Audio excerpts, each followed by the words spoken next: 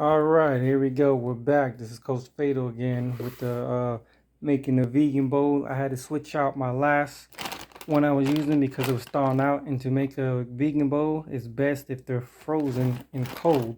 So, but it's the same stuff. Strawberry. This one has raspberry in it.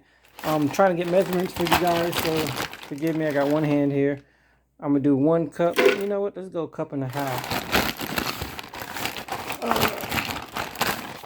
And we put it in a high power blender here. I'm gonna add maybe, just a little bit of this because I want it to be thick like an ice cream. And then after this, we're gonna go ahead and put it up on the blender. And we're gonna whip it up on the next one, which you already know what to do. Leave a comment, subscribe, check out all our social media stuff. But this is gonna be used for my pre-workout for when we get ready to go to track very shortly after this.